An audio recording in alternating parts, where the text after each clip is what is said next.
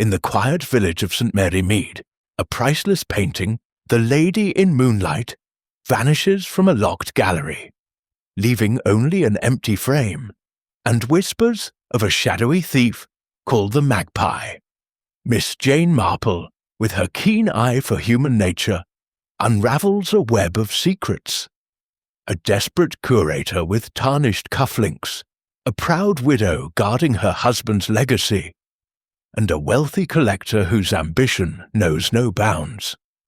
As clues like a faint smudge and a misplaced statue emerge, Miss Marple follows the trail to a cunning black market plot, proving that even the cleverest thief leaves a trace. Chapter 1. The Empty Frame. The morning sun filtered through the lace curtains of Miss Jane Marple's cottage in St. Mary Mead, casting delicate patterns on the polished oak floor.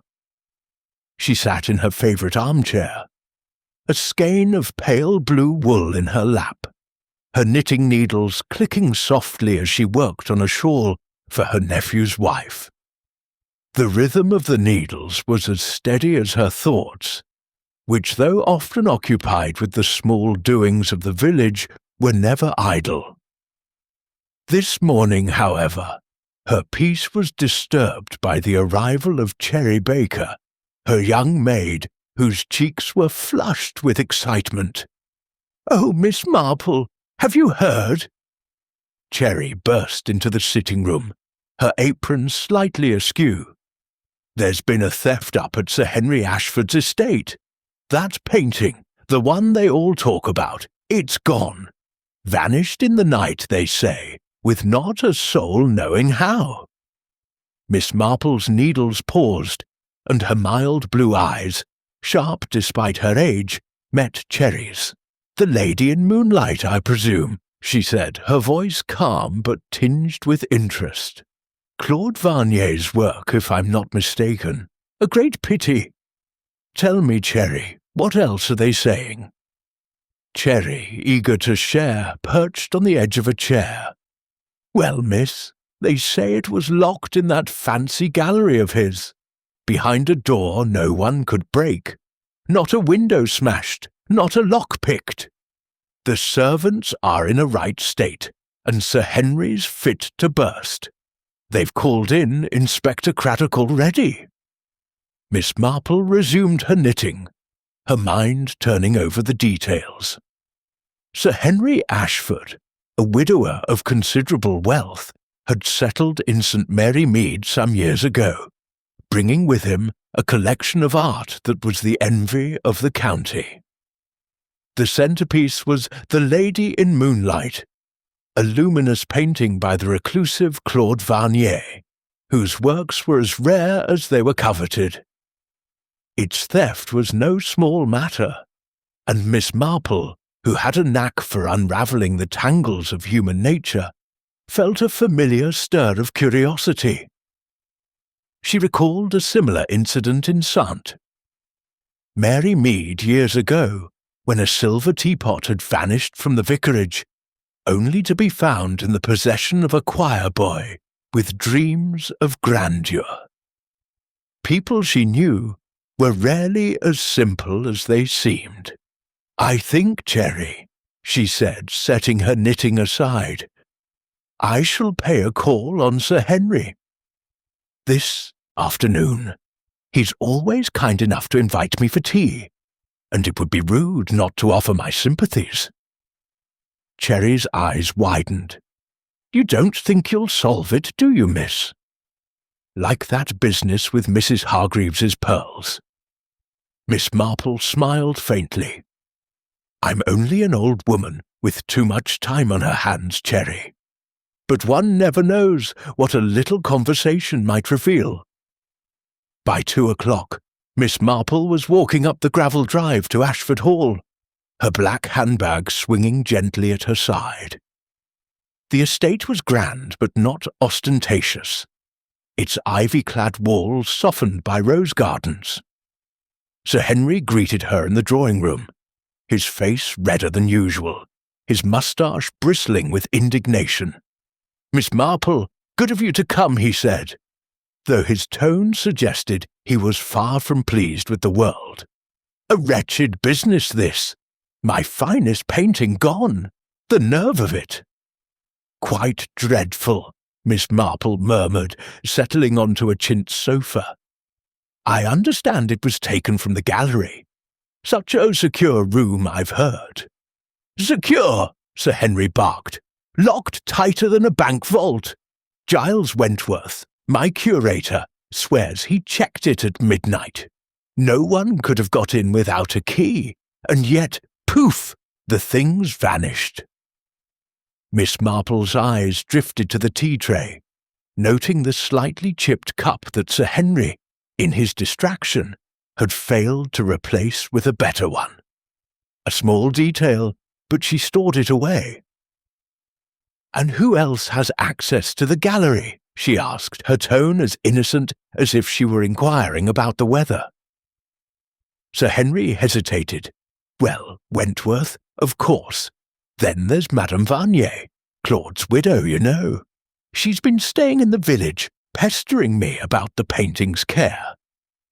And Rupert Blake, that collector fellow, was here last week sniffing around to buy it. I told him it wasn't for sale, but he's a persistent sort. Beyond that, who knows? Some thief, I suppose, though how they got in is beyond me." Inspector Craddock joined them, his notebook in hand.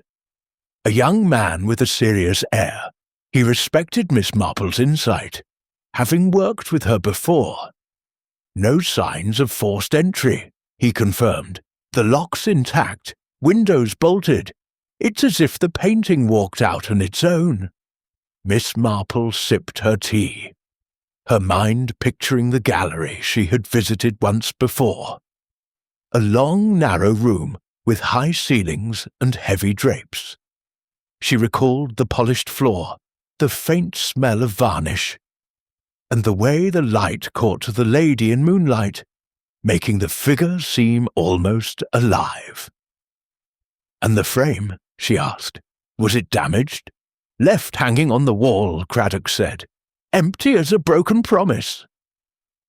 Miss Marple nodded, her thoughts drifting to a St. Mary Mead gardener who had once hidden a stolen brooch in plain sight, trusting no one would look closely. "I wonder," she said softly, "if I might see the gallery myself. For curiosity's sake." Sir Henry, still grumbling, agreed. And soon Miss Marple stood before the empty frame. The room was silent, save for the faint creak of the floorboards under her feet. She peered at the wall, her eyes catching the faintest outline where dust had settled around the frame's edges. No marks, no scratches, just absence. "Very curious," she said, almost to herself. "A thief who leaves no trace is either very clever or very lucky."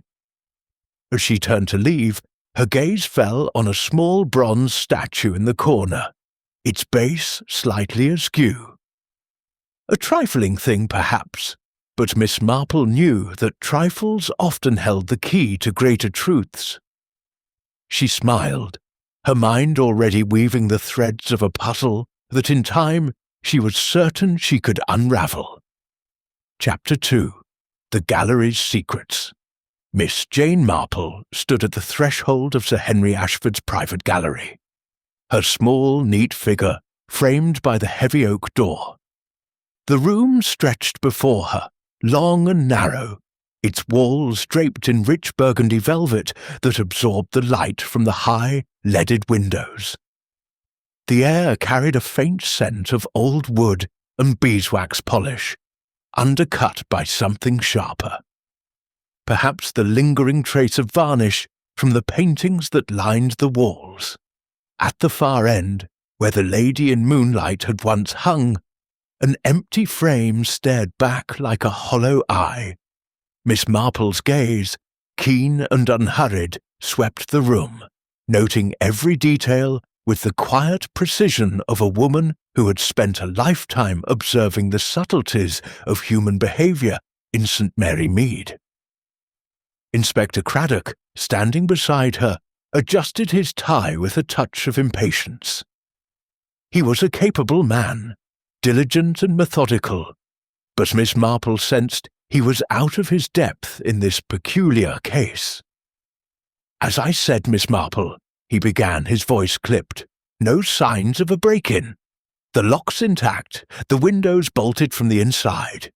Whoever took the painting either had a key or some devilish trick we haven't figured out yet." Miss Marple nodded, her lips pursed in thought. "Most intriguing," she murmured, stepping forward with a measured tread. Her black handbag hung from her arm, and her gloved fingers brushed lightly against the velvet wall as she moved toward the empty frame. She was not a tall woman, and her slight stoop gave her an air of harmlessness, but her eyes missed nothing. The gallery floor, polished to a mirror-like sheen, reflected the dim light, and she noted the absence of footprints or smudges. "A very careful thief," she remarked, almost to herself, "or one who knows this room well." Sir Henry Ashford hovered near the door, his face still flushed with indignation from the morning's discovery. "Careful or not, they've made a fool of me," he blustered. "That painting was worth a fortune, irreplaceable. I've half a mind to sack Wentworth for this. He's supposed to keep this place secure." Miss Marple turned her head slightly, her expression one of polite interest. "Mr. Wentworth, the curator? I understand he's been with you for some years." 10 at least," Sir Henry grunted. "Fussy little man, always polishing frames and muttering about light exposure. Swears he locked the gallery last night, same as always. But if he did, how the devil did the thief get in?" "A very good question," Miss Marple said softly. She recalled a saint, Mary Mead Grocer, who had sworn his shop was locked when a sack of flour vanished, only for it to be found in his cousin's pantry. Trust, she knew, was a fragile thing, easily misplaced. "Might I ask, Sir Henry, who else has access to the gallery?" Sir Henry frowned, running a hand through his thinning hair. "Besides Wentworth? Well, there's Madame Varnier. She's been poking about, claiming she's entitled to inspect her late husband's work. Then there's Rupert Blake, that collector fellow. He was here last week, badgering me to sell the painting. I told him no, of course. Beyond that, only the staff, but they're loyal. Been with me for years." Miss Marple's eyes twinkled faintly. "Loyalty is a fine quality," she said, "but it does not always preclude temptation." She moved closer to the empty frame, her gaze lingering on the wall behind it. The plaster was smooth, unmarked by scratches or dents, and the dust that had settled along the frame's edge was undisturbed, save for a faint smudge near the baseboard, barely noticeable. She bent slightly, her eyes narrowing. "Inspector," she said, "have you examined the floor here?" Craddock joined her, crouching awkwardly. "Nothing much to see," he said. "The floor's clean as a whistle. Wentworth's obsessive about keeping it spotless." "Indeed," Miss Marple said, straightening. "And yet there is this small mark." She pointed to the smudge, a faint arc of disturbed dust, as if something or someone had brushed against the wall. It was low, no higher than her knee, suggesting a person of small stature, or one who had crouched to avoid detection. She filed the observation away, her mind drifting to a saint. Mary Mead seamstress, who had once hidden stolen lace in a low cupboard, trusting no one would look there. Craddock scribbled a note, though his expression suggested he found the mark insignificant. "Could be anything," he said, A servant's shoe, perhaps. Perhaps, Miss Marple agreed, her tone mild. She turned her attention to the frame itself, a heavy gilt affair, intricately carved with floral motifs. It hung perfectly straight, its hooks secure in the wall. "The thief left the frame behind," she observed. "That's unusual, don't you think? A frame this fine would fetch a price on its own." Craddock nodded. "We thought so too. Suggests they were after the painting specifically, not just anything valuable." Miss Marple's lips curved into a faint smile. "Or that they wished to make a point," she said. "St. Mary Mead. I once knew a boy who stole a silver spoon but left the matching fork, simply to vex his employer. People can be very particular in their mischief." Sir Henry, who had been pacing near the door, stopped abruptly. "A point? What sort of point? This is theft, plain and simple. Some blackguard's probably halfway to London with my painting by now." Miss Marple did not reply immediately. She moved along the gallery, her eyes scanning the other paintings, lesser works by Varnier, and a few old masters, all untouched. The room was meticulously arranged, each canvas spaced precisely, each frame gleaming under Wentworth's care. Yet something felt amiss, though she could not yet put her finger on it. She paused by a small bronze statue of a nymph, its base slightly askew, as she had noticed earlier. She reached out, her gloved hand hovering, but did not touch it. "This statue," she said, "is it always placed so?" Sir Henry blinked, caught off guard. "What? Oh, that thing. Wentworth fusses over it constantly. Says it's Italian, 17th century. Why? No reason," Miss Marple said, her voice airy. "I merely wondered." But her mind was working, recalling a St. Mary Mead gardener who had shifted a flower pot to conceal a stolen brooch. Small misplacements, she knew, could betray great secrets. Craddock, sensing her interest, made another note. "I'll have the statue checked," he said, "though I doubt the thief bothered with it. Too heavy to carry off quietly." Miss Marple nodded, her expression unreadable. She moved to one of the windows, its leaded panes bolted shut with an iron latch. She tested it gently, finding it firm. "And these windows," she said, "they've not been opened?" "Not a chance," Craddock replied. "Bolted tight, and the dust on the sills is undisturbed. We checked."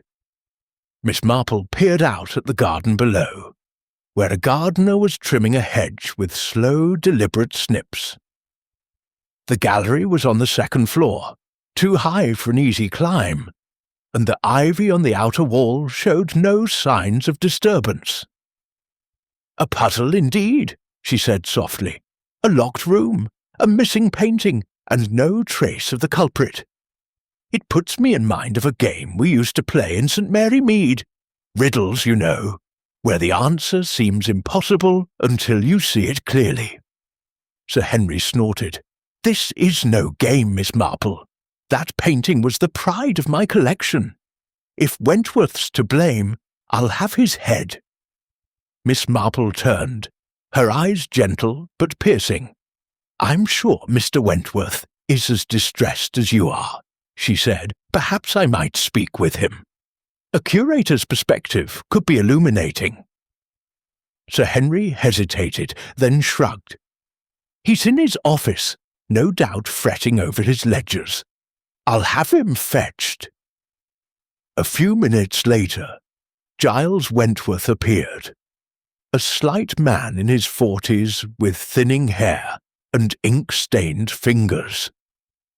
His suit was well cut but worn, and his cufflinks, monogrammed with a flourish, caught Miss Marple's eye. They were silver, tarnished at the edges, suggesting either carelessness or want. His face was pale, his eyes darting nervously between Sir Henry and Craddock. "Miss Marple," he said, bowing stiffly. I don't know what I can add. I lock the gallery at midnight, as I always do. The key never leaves my person." He patted his waistcoat pocket, where a faint bulge suggested the key's presence. Miss Marple smiled, her manner disarming. "Of course, Mr. Wentworth. It must be terribly upsetting for you. I understand you were devoted to the lady in moonlight." Wentworth's eyes softened, though his hands trembled slightly. "It was a masterpiece," he said. "Varnier's use of light, the way the moonlight seemed to shimmer on her dress. It was unlike anything else. I'd never let harm come to it." "And yet it's gone," Sir Henry cut in, his voice sharp. "Explain that, Wentworth."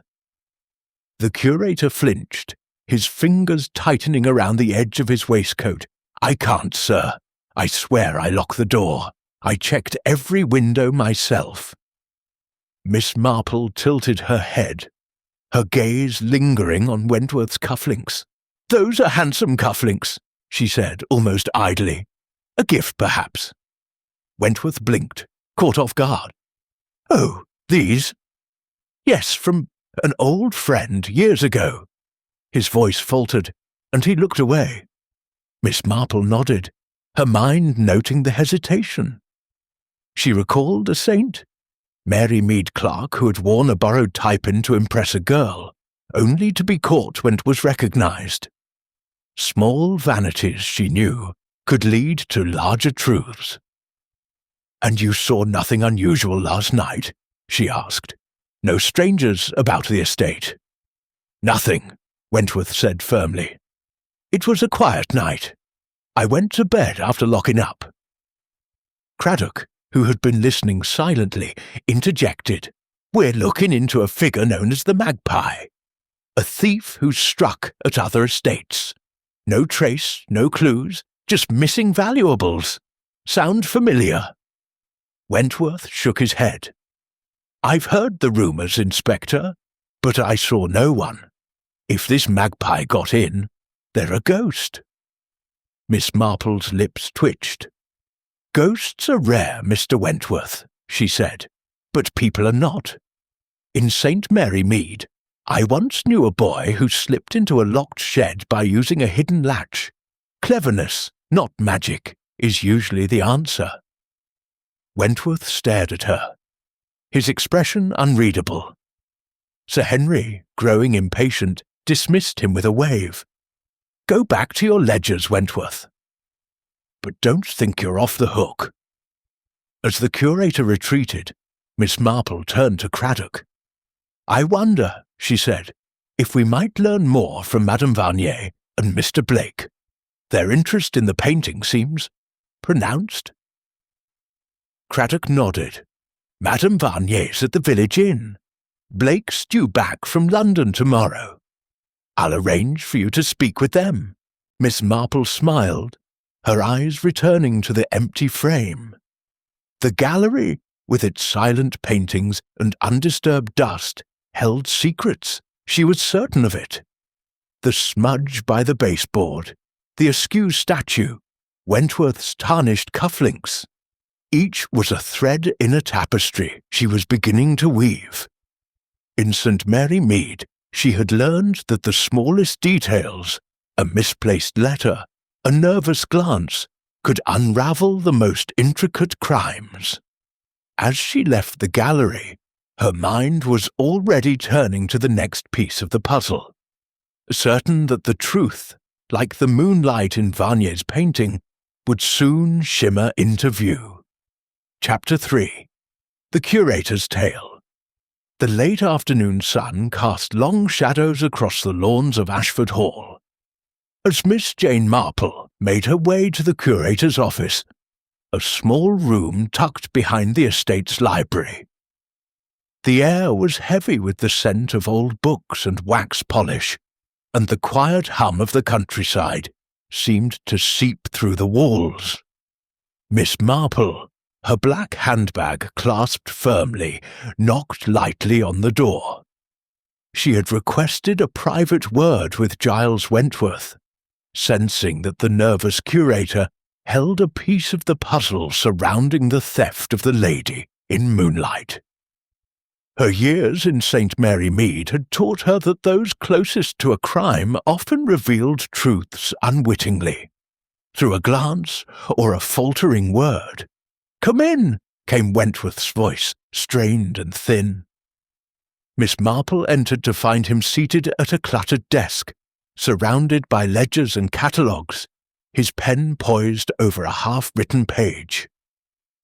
His face was pale, his eyes shadowed, as though sleep had eluded him since the painting's disappearance. The tarnished cufflinks gleamed faintly on his cuffs, catching Miss Marple's eye once more. She noted their intricate monogram, G.W., but with an flourish that seemed out of place for a man of his modest means. "Mr. Wentworth," she began, settling into a chair with a smile that was both gentle and disarming. "I hope I'm not disturbing you. I thought we might have a little chat about the gallery. It's such a dreadful business, this theft." Wentworth set down his pen, his fingers fidgeting with the edge of a ledger.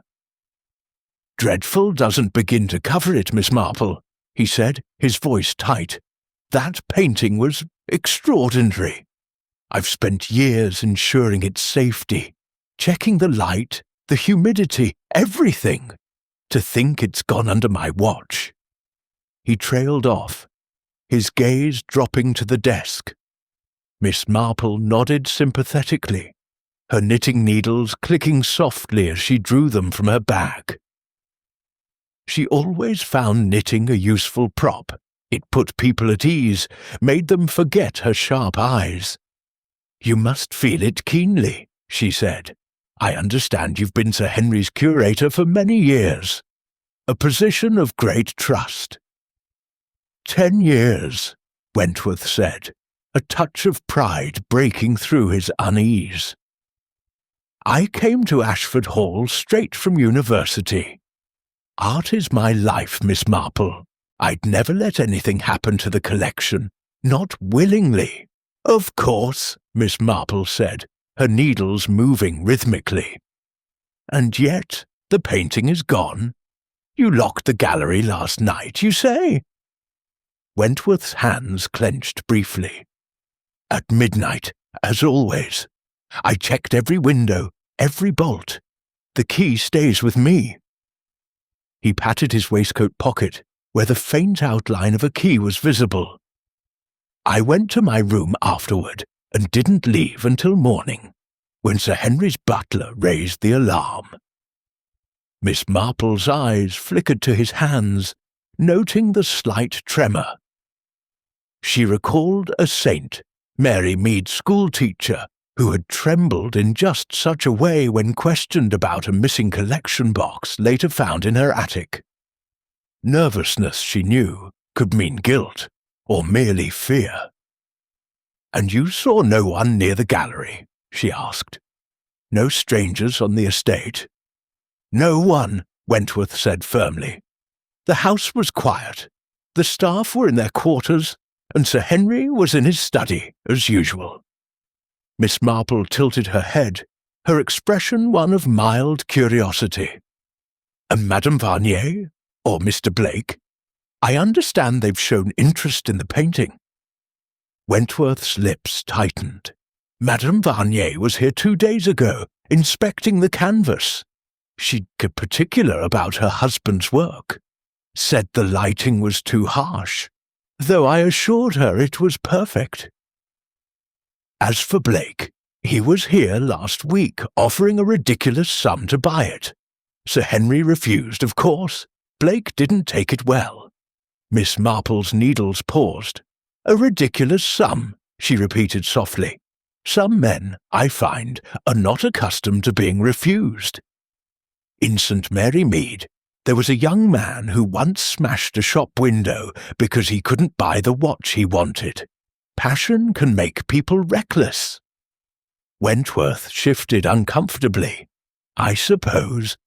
but I don't see how either of them could have got into the gallery. The lock's unique. Only one key exists, and I have it." Miss Marple smiled faintly, her mind turning to a St. Mary Mead locksmith who had boasted of picking any lock with a hairpin. "Locks are clever things," she said, "but not infallible. Tell me, Mr. Wentworth, do you ever leave the key unattended? On a desk, perhaps, or in a coat?" "Never," he said almost too quickly. "It's always on me, or locked in my safe at night." She nodded, her eyes drifting to the cufflinks again. "Those are charming cufflinks," she remarked, as if changing the subject. "The monogram is quite distinctive. A family heirloom, perhaps?" Wentworth's face flushed, and he tugged at his cuffs as if to hide them. "No, just a gift, from a colleague, years ago. Nothing special." Miss Marple's smile did not waver, but her mind noted the evasion. She thought of a saint, Mary Mid Baker, who had worn a borrowed ring to impress a suitor, only to be caught when it was traced to a pawnshop. "They suit you," she said kindly. "It's the small things, I find, that tell us so much about a person." Wentworth looked away, his fingers drumming on the desk. "I don't know what else I can tell you, Miss Marple. I've gone over it 100 times. The painting was there at midnight, and by morning it was gone. I failed Sir Henry, and I'll never forgive myself." Miss Marple's needles resumed their steady rhythm. "Failure is a heavy burden," she said, "but sometimes it's not failure at all, only a misunderstanding. In St. Mary Mead, a young girl once thought she'd lost her mother's locket, only to find it had slipped behind a dresser. Things are not always as lost as they seem." Wentworth's eyes met hers, a flicker of something, hope perhaps or fear, passing across his face. "I hope you're right," he said quietly, "but I don't see how." As Miss Marple rose to leave, she paused by the door, her gaze falling on a small photograph on Wentworth's desk, a faded image of a young woman with sharp features and a guarded smile. "A friend?" she asked lightly. Wentworth hesitated, then nodded. "My sister, she's abroad. We don't speak often." Miss Marple nodded, her mind storing the detail. She thanked him and stepped into the corridor, where Inspector Craddock was waiting. "Anything useful?" he asked, his notebook at the ready. "Perhaps," Miss Marple said, her voice soft. "Mr. Wentworth is a devoted man, but devotion can blind as well as bind. I wonder if we might learn more from the staff. Servants, you know, see things others miss." Craddock raised an eyebrow but nodded. "I'll have the butler and housekeeper questioned, and I've arranged for you to meet Madame Varnier tomorrow at the inn." Miss Marple smiled, her thoughts already turning to the widow of Claude Varnier. Wentworth's tremor, his cufflinks, the photograph of his sister. These were threads in a pattern she was beginning to discern. In St. Mary Mead, she had learned that the quietest people often held the loudest secrets, and she was determined to unravel this one, stitch by careful stitch. Chapter 4. The Artist's Widow. The following morning, Miss Jane Marple walked briskly through the cobbled streets of St. Mary Mead, her sensible shoes tapping a steady rhythm against the stones.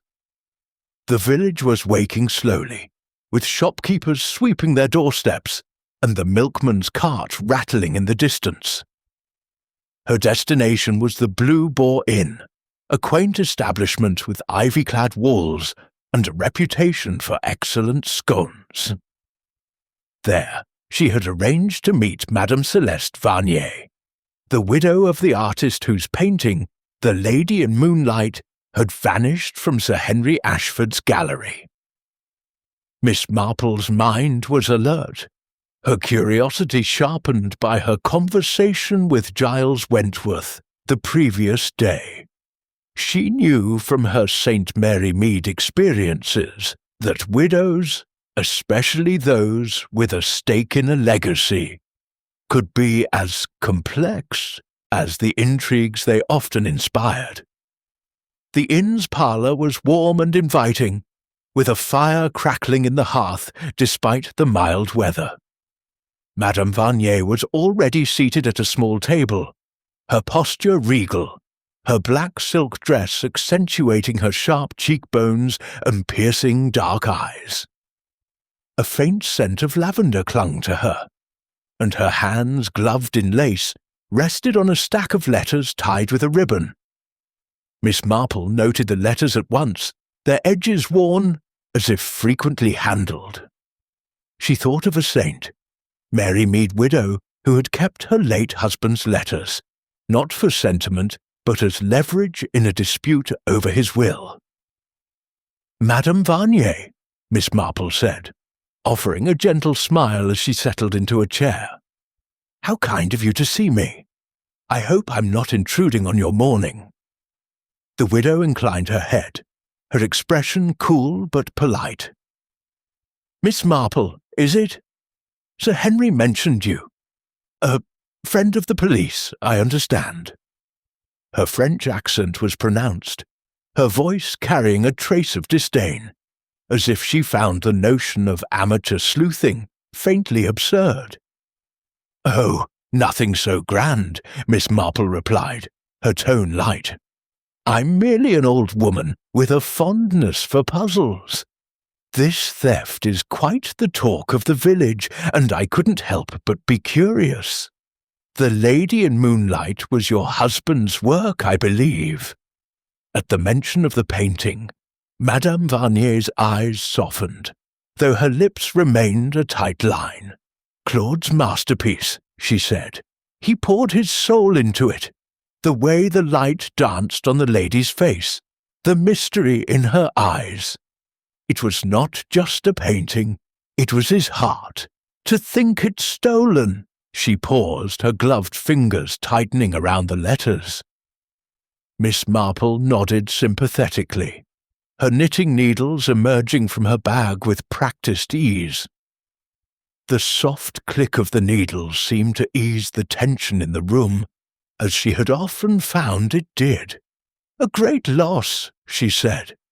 "I understand you visited the gallery recently to check on its care. Was it in good condition?" Madame Varnier's gaze sharpened, as if weighing Miss Marple's intent. "It was adequate," she said. "That curator Wentworth fusses like a mother hen, but he knows little of Claude's vision. The lighting was too harsh, the frame too ornate. I told Sir Henry as much, but he dismissed me. Men like him think only of possession, not art." Miss Marple's needles paused, her eyes meeting the widow's. "Possession can be a powerful motive," she said softly. "In St. Mary Mead, I knew a woman who coveted her neighbour's porcelain figurines so fiercely she hid it in her attic just to know it was hers. People can be very particular about beautiful things." Madame Varnier's lips twitched, as if unsure whether to smile or frown. "You think I stole my husband's painting," she said, her voice sharp. "I would sooner die than see it in the wrong hands. Claude's work belongs in a museum, not some black market dealer's vault." Miss Marple tilted her head, her expression one of innocent curiosity. "Oh, I meant no such thing," she said. "But you must feel a special claim to it, being his widow. I understand you've had financial difficulties since his passing." The question was gentle, but Madame Varnier's eyes flashed with indignation. "You are bold, Miss Marple," she said, her accent thickening. "Yes, Claude left debts. His genius was not matched by prudence. But I would never sell his legacy for money. It is all I have left of him." Miss Marple's gaze drifted to the stack of letters, noting a faint ink smudge on one envelope, as if it had been opened recently. "Those letters," she said, her voice airy. "They must be a comfort. From your husband, perhaps?" Madame Varnier's hand moved protectively over the stack. "Personal correspondence," she said curtly. "They are no one's business but mine." "Of course," Miss Marple said, her needles resuming their rhythm. She recalled a saint, Mary Mead Spinster, who had kept letters from a suitor, only to use them to blackmail him years later. Letters, she knew, could hold secrets far beyond their words. I only thought they might hold memories of happier times. It must be difficult, managing alone. Madame Varnier's expression softened slightly, though her guard remained. "It is not easy," she admitted. "Claude's paintings are scattered across the world, and I fight to keep his name alive." Sir Henry's refusal to loan The Lady in Moonlight to a Paris exhibition was frustrating, but theft? Number I am no criminal. Miss Marple nodded, her mind noting the widow's pride, her defensiveness, the way her fingers lingered on the letters. "I'm sure you're not," she said, "but someone has taken the painting, and I wonder if they knew its true value, not just in money, but in sentiment. You were in the village the night of the theft, I believe." Madame Varnier stiffened. "I was here at the inn," she said. "I dined alone and retired early. The landlord can confirm it." Miss Marple smiled, her eyes crinkling. "How fortunate to have such a quiet evening," she said. "In St. Mary Mead, I once knew a lady who claimed to be asleep when her neighbour's silver was stolen, only to admit later she'd been awake, reading. People's memories can be so unreliable." The widow's lips parted, as if to protest, but she closed them again, her eyes narrowing. "My memory is clear, Miss Marple," she said. "I have nothing to hide." Miss Marple set her knitting aside, her gaze resting on the table where a single unpaid bill peeked from beneath the letters. A tailor's invoice, overdue by weeks. "Of course," she said. "I only wish to understand the painting's significance. You must know many who admired it. Collectors, perhaps, or less savoury types." Madame Varnier hesitated, then leaned forward, her voice low. "There are always vultures," she said, "men like Rupert Blake, who see art as a trophy. He offered Sir Henry a fortune, you know, and was furious when refused. And there are whispers of a thief, the magpie they call him. A shadow who takes what he pleases, but I know nothing of such people." Miss Marple's eyes twinkled. "The magpie," she repeated. "How curious. In St. Mary Mead, we had a poacher who moved so silently, the gamekeeper swore he was a ghost. Shadows, I find, are often just men with clever tricks." The widow's expression remained guarded, but a flicker of unease crossed her face. "Perhaps," she said, "but I cannot help you find this shadow. I only want Claude's painting returned." Miss Marple rose, smoothing her skirt. "I'm sure it will be," she said. "Thank you for your time, Madame Varnier. You've been most helpful." As she left the parlour, Miss Marple's mind was alive with details. The widow's pride, her debts, the letters she guarded so fiercely. She thought of a saint, Mary Mead merchant who had hidden his insolvency behind a facade of respectability, only to be undone by a single careless receipt. Madame Varnier was no merchant, but her desperation was palpable, and desperation, Miss Marple knew, could drive even the proudest to dark deeds. She resolved to speak with Inspector Craddock about the landlord's account of the widow's evening, and to learn more about those letters which seemed to hold more than mere sentiment. Chapter 5. The Buyer's Ambition. The drawing-room of Ashford Hall was bathed in the soft glow of an autumn afternoon, its tall windows admitting shafts of sunlight that danced across the polished mahogany furniture.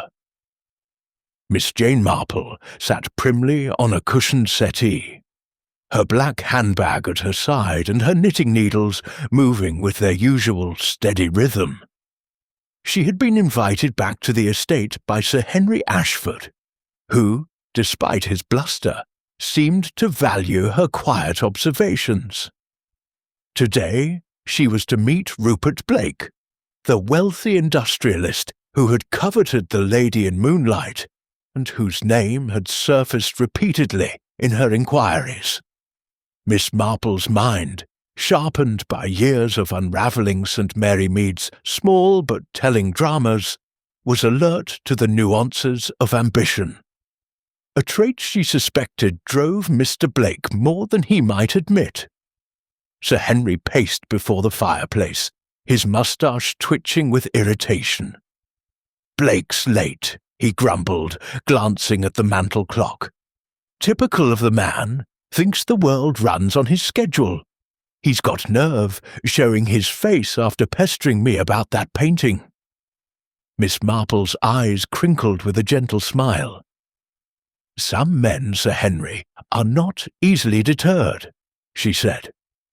"In St. Mary Mead, I knew a grocer who bid 3 times on a plot of land, even after the owner swore it wasn't for sale. Persistence can be admirable, or troublesome." Before Sir Henry could reply, the door swung open, and Rupert Blake entered with the confidence of a man accustomed to commanding attention. He was tall, broad-shouldered, with a tailored suit that spoke of wealth and a watch chain glinting at his waist. His face, handsome in a sharp, angular way, bore the faintest smirk, as if he found the world's troubles faintly amusing. "Sir Henry," he said, nodding curtly, then turned to Miss Marple. "And you must be the village sleuth I've heard about. Miss Marple, is it?" Miss Marple inclined her head, her expression one of mild amusement. "I'm merely an old woman with a fondness for conversation, Mr. Blake," she said, "but I do take an interest in curious matters, like the theft of Sir Henry's painting." Blake's smirk widened as he settled into an armchair, crossing one leg over the other. "A nasty business," he said, though his tone lacked conviction. "I told Henry he ought to have better security. A painting like that, it's a magnet for thieves." Sir Henry's face reddened. "Don't lecture me, Blake. You were the one hounding me to sell it. Offered me a king's ransom, and I said no. Now it's gone, and I can't help wondering if you're mixed up in it." Blake raised an eyebrow, unruffled. "You think I'd stoop to theft? Come now, Henry. I've got money enough to buy 10 paintings like it. Why risk my reputation?" Miss Marple's needles clicked softly, her eyes studying Blake's polished shoes, which gleamed as if they had never touched a speck of dust. She recalled a saint, Mary Mead merchant, who had worn such shoes, his outward polish masking a penchant for underhanded deals. "Money is one thing, Mr. Blake," she said, her voice gentle, "but desire is another. I understand you admired the Lady in Moonlight greatly." Blake leaned back, his fingers drumming lightly on the armrest. "Who wouldn't? Varnier's work is rare. Only a dozen or so paintings in existence. That one was a gem. The way the light played on her face, it was hypnotic. I wanted it for my collection, yes, but I don't steal what I can't buy." Miss Marple nodded, her gaze drifting to his watch chain, which bore a small ornate fob shaped like a crescent moon. "A fine piece," she remarked almost idly. A memento, perhaps, of your interest in moonlight. Blake's fingers brushed the fob, and for a moment his smirk faltered. A trinket, he said. Picked it up at an auction in Paris. Nothing more. Miss Marple smiled, her mind noting the hesitation. She thought of a saint, Mary Mead, auctioneer, who had bought a stolen cameo, claiming it was a mere trinket until its owner recognized it. "You were in London the night of the theft, I believe?" she asked, her tone as casual as if discussing the weather. Blake nodded, producing a leather wallet from his pocket. "At an auction, yes. Sotheby's. I've got the receipts. Bought a pair of candelabras, 18th century. I was there until past midnight, then stayed at my club." He slid a folded receipt across the table, his movements deliberate. Miss Marple glanced at the receipt, her eyes lingering on the date and the modest sum, far less than she would have expected from a man of Blake's wealth. "Candelabras," she said. "How charming! In St. Mary Mead, a young man once showed me a receipt for a bicycle to prove he was elsewhere when a pie was stolen. It was quite convincing, until we found the pie in his shed." Blake's laugh was sharp, almost too loud. "You're a sharp one, Miss Marple, but I've no pies or paintings hidden away. I was in London, and my club's porter can vouch for me." Sir Henry snorted. "Convenient, isn't it? You've got the means, Blake, and the motive.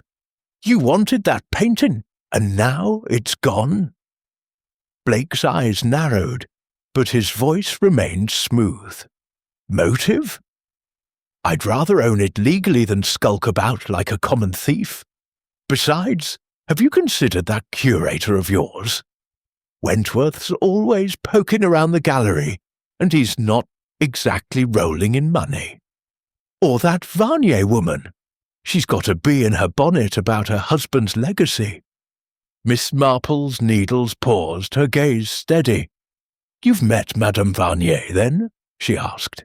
"I understand she was protective of the painting." Blake shrugged. "Met her once, at a gallery opening in London. She's intense. Talks about Varnier's work like it's sacred. Wouldn't surprise me if she thought it belonged with her, not Henry. But I'm no detective. That's your job, isn't it, Miss Marple?" "Oh, I'm no detective," Miss Marple said, her smile disarming. "I only notice things. Small things like how a man carries himself, or what he chooses to buy at an auction. In St. Mary Mead, I knew a gentleman who bought a cheap trinket to prove he'd been at a fair, when really he was meeting a smuggler. People's choices are so revealing, don't you think?" Blake's smirk returned, though it seemed less certain.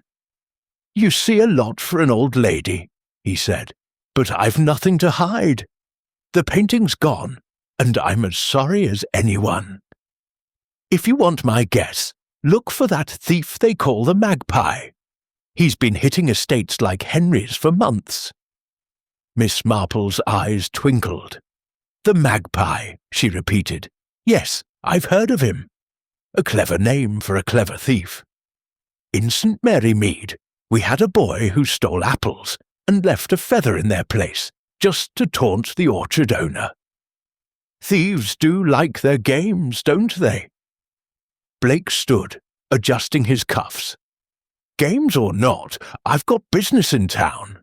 If you need me, Henry, you know where to find me. Miss Marple, a pleasure." He nodded and strode out, his footsteps echoing in the hall. Sir Henry glowered after him. "Arrogant devil," he muttered. "I'd bet my last shilling he's involved." Miss Marple set her knitting aside, her mind turning over the encounter. Blake's confidence, his polished appearance, the modest receipt, all suggested a man careful to cover his tracks. She thought of a saint, Mary Mead lawyer who had boasted of his alibi while secretly funding a poacher's scheme. "He's certainly ambitious," she said softly, "but ambition can lead to mistakes. I wonder, Sir Henry, if Inspector Craddock has spoken to Mr. Blake's club porter yet." Sir Henry frowned. "Not sure. Craddock's been poking around the village, chasing rumours about this magpie fellow." Miss Marple nodded, her gaze drifting to the window, where the sun was sinking behind the trees. Blake's moon-shaped fob, his quick production of the receipt, his deflection to Wentworth and Madame Varnier. These were threads in a pattern she was beginning to discern. She resolved to ask Craddock to verify Blake's alibi and to inquire about any connections between the industrialist and the elusive magpie. In St. Mary Mead, she had learned that ambition, like pride, often betrayed those who wore it too boldly. As she rose to leave, her thoughts were already on the next piece of the puzzle. Certain that Blake's polished facade hid more than he cared to reveal. Chapter 6. Whispers of a Thief. The village of St. Mary Mead hummed with its usual quiet rhythm as Miss Jane Marple made her way along the high street, her black handbag swinging gently at her side. The morning was crisp, with a hint of autumn in the air, and the market square bustled with villagers bartering over apples and fresh-baked loaves. Miss Marple, however, was not here for the market's offerings. Her mind was fixed on the theft of the lady in moonlight, and the elusive figure known as the magpie, whose name had surfaced in every conversation about the crime. She had learned, through a discreet word with Inspector Craddock, that rumours of this thief were spreading beyond Ashford Hall, whispered in the village's shops and pubs. Miss Marple knew from her St. Mary Mead experiences that gossip, like a tangled skein of wool, often held threads of truth if one knew how to unravel it. She paused by the butcher's stall, ostensibly to admire a string of sausages, but her ears were attuned to the chatter of two women nearby. "They say it's the magpie again," one said, her voice low. "Slipped into Sir Henry's gallery like a shadow, they did. Took that painting clean off the wall." The other nodded, clutching her basket. "My cousin's boy saw a stranger near the estate that night. Cloaked, he was, and gone before you could blink." Miss Marple's lips curved faintly. She recalled a saint. Mary Mead poacher who had earned the nickname the Fox for his silent raids on the vicar's orchard, leaving only a single paw print as his calling card. Thieves, she knew, loved their mystique, but they were rarely as ghostly as they seemed. She thanked the butcher for his sausages, which she had no intention of buying, and continued toward the Sure Blue Boar Inn, where Craddock had agreed to meet her with the latest findings. The inn's taproom was quieter than the parlour where she had met Madame Varnier, its oak beams darkened by years of smoke and chatter. Craddock sat at a corner table, his notebook open, a pint of ale untouched before him. He rose as Miss Marple approached, his expression a mix of respect and mild exasperation. "Miss Marple," he said, pulling out a chair, "you've got a knack for turning up just when there's news. I've been digging into this magpie business, and it's a slippery trail." Miss Marple settled into the chair, her knitting needles emerging from her bag with their familiar click. "Slippery trails are often the most revealing, Inspector," she said. "What have you learned about this magpie?" Craddock flipped a page in his notebook. "Not much, but enough to know he's real. 3 estates hit in the past 6 months: silver, jewellery, a small Renoir, all gone without a trace. No forced entry, no witnesses, just whispers of a cloaked figure. The locals swear he's a ghost, but I'm betting on a lockpick and a light step. Sir Henry's case fits the pattern. Locked room, no signs of a break-in, and a prize worth a fortune. Miss Marple's eyes twinkled. A pattern indeed, she said. In St. Mary Mead, we had a thief who took eggs from the grocer's shed, always leaving the latch undone to taunt him. It was a boy of 15, not a ghost. Cleverness, not magic, is usually the answer. Craddock nodded, though his brow furrowed. Maybe so, but this one's cleverer than most. The magpie's never been caught, never left a print or a tool behind. We got a tip this morning, though. A stranger was seen near Ashford Hall the night of the theft. Short, slight build, wearing a dark cloak. One of Sir Henry's gardeners spotted him near the stables, but thought nothing of it until now. Miss Marple's needles paused, her mind turning to the faint smudge she had noticed by the gallery's baseboard, low to the ground. "Short, you say?" she murmured. "That's interesting. A small person might move more easily in tight spaces, or crouch to avoid notice. Did the gardener describe anything else?" Craddock shook his head. Just the cloak and a quick glimpse. The fellow was gone before he could get a proper look. We're checking the village for anyone matching that description, but it's thin. Miss Marple nodded, her thoughts drifting to a St. Mary Mead seamstress who had once hidden stolen lace in a low cupboard, her small stature letting her slip through narrow alleys unnoticed. "And what of Mr. Blake's alibi?" she asked. "You were to speak with his club porter." Craddock's expression tightened. "Solid, so far. The porter at the Carlton Club confirms Blake arrived just after midnight and stayed until morning. The auction receipt checks out too. Candelabras bought at Sotheby's. But I don't like him. Miss Marple? Too smooth, too quick with his answers." Miss Marple smiled faintly. "Smoothness can be a mask," she said. "In St. Mary Mead, a lawyer once had an airtight alibi for a theft, only to be found paying a lad to do the deed for him. Men like Mr. Blake rarely soil their own hands." Craddock leaned forward, his voice low. "You think Blake hired this magpie?" "It's possible," Miss Marple said, her needles resuming their rhythm. "But we mustn't jump to conclusions. Madame Varnier, too, has her reasons to want the painting, and Mr. Wentworth's nervousness suggests more than just guilt over a failure. Then there's this magpie, who may be working for one of them or none. We need more threads to weave the pattern." Craddock sighed, running a hand through his hair. "I've got men combing the county for any sign of the painting. There's a dealer in the next town who's known to handle stolen goods. I'm heading there this afternoon to shake him down. Care to come along?" Miss Marple's eyes brightened. "I think I should like that, Inspector," she said.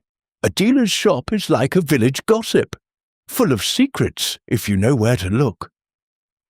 By mid-afternoon, Miss Marple and Craddock were in a dusty shop on the outskirts of the neighbouring town, its windows cluttered with chipped porcelain and tarnished silver.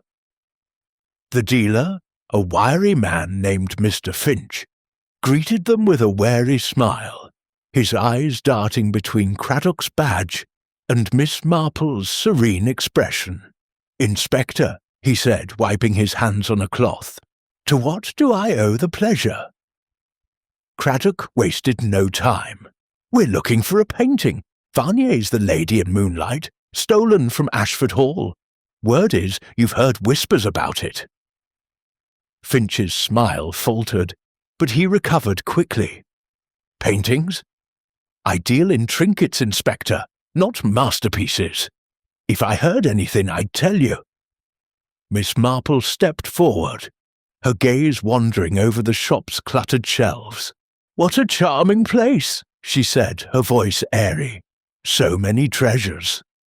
In St. Mary Mead, we had a shop like this, run by a man who claimed he never dealt in stolen goods, until a silver teapot turned up in his back room. People do talk, Mr. Finch's eyes narrowed, but he maintained his grin. Talk's cheap, ma'am. I've heard of this magpie fellow, same as everyone. They say he's been offering a painting to some shady types in London, but I've not seen it. I keep my business clean. Miss Marple's gaze lingered on a small bronze figurine, its base slightly askew, much like the one in Sir Henry's gallery. This is lovely, she said, pointing to it. Italian, perhaps. It reminds me of one at Ashford Hall. Do you often acquire such pieces? Finch shifted uncomfortably. Bought it at an estate sale, he said. Nothing special. Miss Marple smiled, her mind noting the similarity. Of course, she said, but it's curious how things find their way to new homes. If you hear of this painting, Mr. Finch, I'm sure you'll tell the inspector. Craddock handed Finch a card, his expression stern. If you hear anything, you call me. And don't think of playing games. The magpie's clever, but we're cleverer.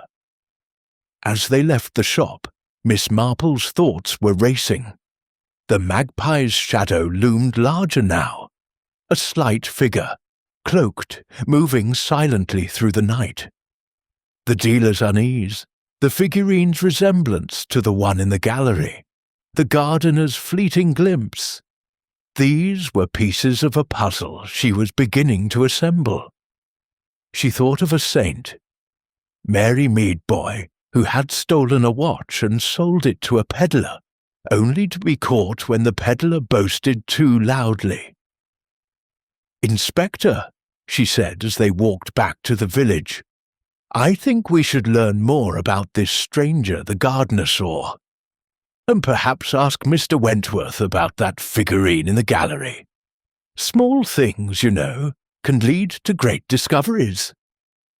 Craddock nodded, his notebook already open. I'll get on it, he said. You've got a way of seeing things, Miss Marple. I don't know how you do it. Miss Marple smiled, her eyes on the horizon. It's only observation, Inspector, she said. In St. Mary Mead, I learned that shadows are cast by people, and people always leave traces, no matter how clever they think they are. Chapter 7. A Clue in the Dust. The late afternoon light filtered through the leaded windows of Sir Henry Ashford's gallery, casting a soft golden glow across the burgundy velvet walls. Miss Jane Marple stood once more before the empty frame where the lady in moonlight had hung, her small, neat figure dwarfed by the room's grandeur. Her black handbag rested on a nearby table, and her gloved hands were clasped lightly, her eyes sharp with the quiet intensity of one who saw more than most. She had requested to revisit the gallery after her encounter with the dealer, Mr. Finch, whose evasive manner and the curiously familiar figurine in his shop had stirred her thoughts. Miss Marple knew from her St. Mary Mead days that the smallest details, a misplaced button, a scuff on a floor, could unravel the tightest knots of a mystery.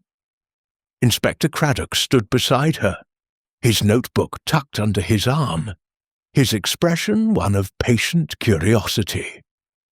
He had grown accustomed to Miss Marple's requests, though he sometimes wondered if her interest in trifles was merely the whim of an elderly spinster. Yet her insights had proven too valuable to dismiss, and he was eager to hear her thoughts. Back to the scene of the crime, Miss Marple, he said, a hint of a smile tugging at his lips. What's caught your eye this time? Miss Marple's lips curved faintly, her gaze fixed on the empty frame. Oh, Inspector, it's not what catches the eye at first, but what lingers in the mind, she said. I've been thinking about that smudge we noticed before, near the baseboard. It's such a small thing, but small things, you know, often tell the largest stories. She stepped closer to the wall, her movements deliberate, and bent slightly to examine the faint arc of disturbed dust she had noted during her first visit. The smudge was subtle, no more than a whisper of a mark, but it stood out against the pristine floor, which gleamed under Giles Wentworth's meticulous care. Here, she said, pointing with a gloved finger. It's low, you see. Too low for a careless foot, I think. A person would have to crouch, or be very short to leave such a mark. Craddock crouched beside her, his brow furrowing as he studied the smudge. Could be a servant cleaning the floor, he said, though his tone suggested he was unconvinced. Wentworth's particular about this place. Indeed, Miss Marple said, straightening. But servants, in my experience, are thorough in their cleaning, or not at all. This mark is precise, as if someone brushed against the wall deliberately, perhaps to steady themselves. In St. Mary Mead, I knew a gardener who left a similar mark in a shed, hiding stolen tools. He was a small man, and he crouched to avoid the window. Craddock made a note, his pencil scratching softly. So you think our thief was short? That fits the gardener's description of the stranger near the stables, a slight figure, cloaked.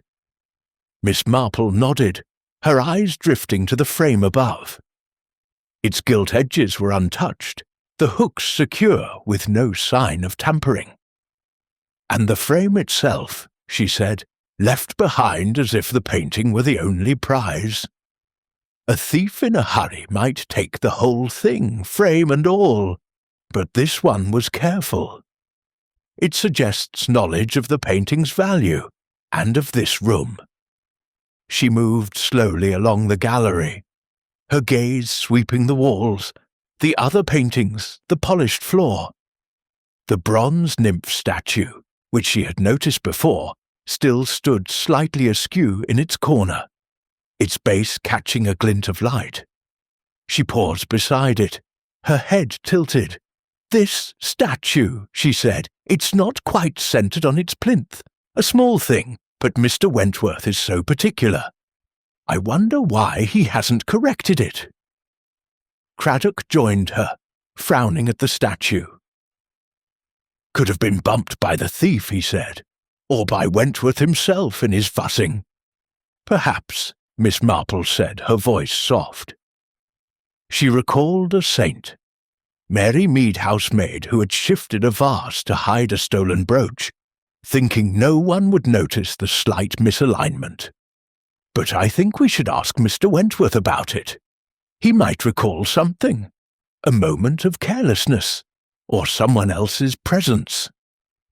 Craddock nodded, jotting another note. I'll have him up here later. Anything else catch your fancy? Miss Marple's eyes returned to the empty frame, then to the windows, their bolts as firm as ever. She stepped to one, peering out at the garden below, where the ivy clung tightly to the stone walls. These windows, she said. You're certain they were bolted that night? Checked them myself, Craddock said. Dust on the sills, no scratches, no signs of tampering. The thief didn't come in this way. Miss Marple's lips pursed, her mind turning to a St. Mary Mead carpenter who had once rigged a window to appear locked while leaving it loose for a thief. Windows can be deceptive, she said, but if not the windows, then the door, or perhaps something else entirely. A hidden panel, perhaps, or a clever trick with the lock. Craddock raised an eyebrow. A hidden panel. This isn't a Gothic novel, Miss Marple. She smiled, undeterred. No, but old houses have their secrets. In St. Mary Mead, a widow found her husband's savings behind a false wall in their cellar. It's worth considering, don't you think? Craddock sighed, but his expression softened. I'll have the walls checked, though I doubt we'll find anything. This magpie's too clever for secret passages. Miss Marple's gaze returned to the smudge, then to the statue, her thoughts weaving a pattern. Cleverness is a double-edged sword, Inspector, she said. It makes one bold, but also careless. Our thief knew this room, knew its locks, its layout, perhaps even its habits. That suggests someone close to the estate, or someone who had studied it well. Craddock flipped his notebook shut. You're thinking Wentworth again? Or maybe Madame Varnier? She was here checking the painting. Or Mr. Blake, Miss Marple added, her voice mild. His ambition is clear, and ambition can lead to alliances with unsavoury types. The magpie, I suspect, is not working alone. In St. Mary Mead, a boy who stole apples always had a friend to sell them for him. Partnerships are common in such schemes. Craddock rubbed his chin, considering. Blake's alibi holds, but I'm still checking his contacts. As for Wentworth, he's jumpy, but he swears he's loyal. Madame Varnier's alibi is shakier. The landlord says she was in her room, but no one saw her after dinner. Miss Marple nodded, her mind lingering on the smudge, the statue, the locked door. I think, she said, we should speak to the gardener who saw the stranger, and perhaps ask Sir Henry's staff if they've noticed anything unusual. Visitors, deliveries, even a misplaced key. Servants, you know, see things their masters miss. Craddock agreed, and they left the gallery, the empty frame looming behind them like a silent challenge. As they descended the stairs, Miss Marple's thoughts turned to the magpie, the cloaked figure who moved like a shadow.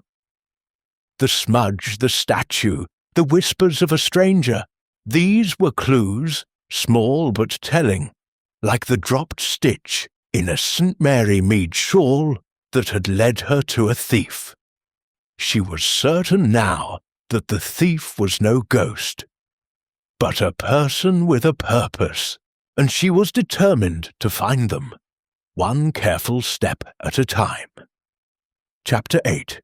The Curator's Confession. The evening air was cool as Miss Jane Marple sat in the library of Ashford Hall, a cosy room lined with leather-bound volumes and warmed by a crackling fire.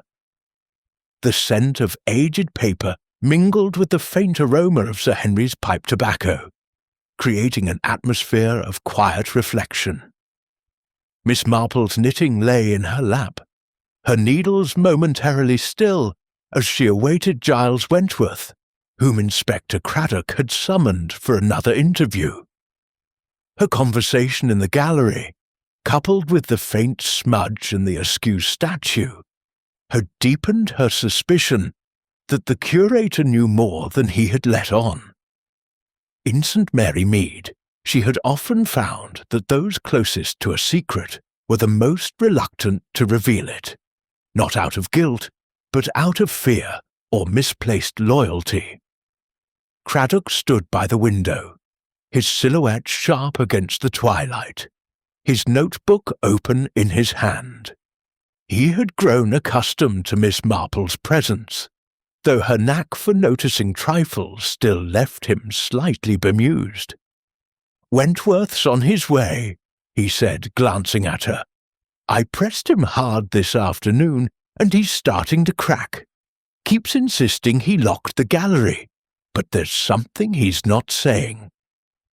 Miss Marple nodded, her eyes crinkling with a gentle smile.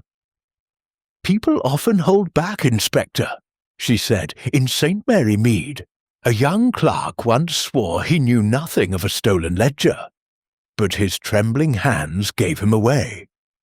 It wasn't theft, but fear of a bully that kept him silent. Mr. Wentworth's nervousness suggests a burden, don't you think?" Before Craddock could reply, the door opened and Giles Wentworth entered, his face pale and drawn. His suit, though neatly pressed, hung loosely on his slight frame, and his tarnished cufflinks glinted faintly in the firelight. Miss Marple noted again the monogram G.I.W., with a flourish that seemed out of character for his modest demeanour. He stood awkwardly, his hands clasped, as if bracing for an interrogation. "Sit down, Mr. Wentworth," Craddock said, his tone firm but not unkind. "We've a few more questions about the night of the theft. Miss Marple here has been helping us, and she's noticed some details." Wentworth's eyes flicked to Miss Marple, a mix of wariness and resignation in his gaze. "I've told you everything, Inspector," he said, his voice low. "I locked the gallery at midnight. I checked the windows, the door. The key never left my pocket." Miss Marple tilted her head, her expression one of gentle concern. "Of course, Mr. Wentworth," she said, her needles resuming their soft click. "You're very thorough, I'm sure. But it's the small things that puzzle me. That statue in the gallery, for instance, the bronze nymph. It's not quite centred on its plinth. A man as particular as you must have noticed." Wentworth's fingers twitched, and he shifted in his chair. "The statue. I must have overlooked it. I've been distracted since the theft." Miss Marple's smile was kind, but her eyes were sharp. "Distraction can cloud the mind," she said. "In St. Mary Mead, a gardener once forgot to lock a shed because he was worried about a debt. It's understandable, especially if one is under strain. Are you under strain, Mr. Wentworth?" His face flushed, and he looked down at his hands, where the cufflinks caught the light. "It's been difficult," he admitted. "The painting was my responsibility. Sir Henry's furious, and I feel I've failed him." Craddock leaned forward, his voice sharpening. "Failed him how, exactly?" "You've been cagey, Wentworth. If you know something about that painting, now's the time to speak." Wentworth's hands clenched, and for a moment Miss Marple thought he might bolt from the room. But then his shoulders sagged, and he spoke, his voice barely above a whisper. I've been in trouble, Inspector. Money trouble. I borrowed against my salary, more than I should have. There's a man in the village, a money-lender. I owe him, and he's been pressing me." Miss Marple's needles paused, her mind turning to a St. Mary Mead shopkeeper who had fallen into debt and sold his sister's heirlooms to pay it off. "A money-lender," she said softly. "That must be very trying. Did this man know of the painting's value?" Wentworth's eyes widened, and he shook his head vehemently. "No, I never told him about the gallery. I'd never betray Sir Henry like that. The painting was everything to me. I'd sooner sell my own soul than see it stolen." Miss Marple's gaze lingered on the cufflinks, their tarnished silver gleaming faintly. "Those cufflinks," she said, her tone light. "You mentioned they were a gift from a colleague. They're quite distinctive. Might this colleague be connected to your troubles?" Wentworth's face paled further, and he tugged at his cuffs, as if to hide them. "They're just old things," he said, his voice faltering. "From a friend in London, years ago. Nothing to do with this." Miss Marple nodded, though her mind noted the lie. She recalled a saint, Mary Mead seamstress, who had worn a borrowed brooch, claiming it was a gift, only to be found out when it was traced to a pawnshop. "Of course," she said, "but debts can make one vulnerable, Mr. Wentworth. In St. Mary Mead, a young man once took a loan from a shady sort, and soon found himself pressed to do favours he'd rather not. Has anyone asked you for favours?" Wentworth's hands trembled, and he looked away, his eyes fixed on the fire. "No one," he said, but the words lacked conviction. "I swear, Miss Marple, I had no part in the theft. I locked the gallery. I don't know how it happened." Craddock's eyes narrowed. "Then why the nerves, Wentworth? You're shaking like a leaf. If you're protecting someone, it's time to come clean." Wentworth's head snapped up, a flash of panic in his eyes. "I'm not protecting anyone. I just want the painting back. It's all I've ever cared about." Miss Marple's needles resumed their rhythm, her voice gentle but probing. "Loyalty is a fine thing," she said, "but it can blind us. In St. Mary Mead, a young woman once kept silent about a theft to protect her brother, only to find he was deeper in trouble than she knew. If you're keeping something back, Mr. Wentworth, it may do more harm than good." For a moment, Wentworth seemed to waver, his lips parting as if to speak. But then he shook his head, his voice firm. "There's nothing more to say. I've told you everything." Craddock sighed, flipping his notebook shut. "All right, Wentworth, but we're watching you.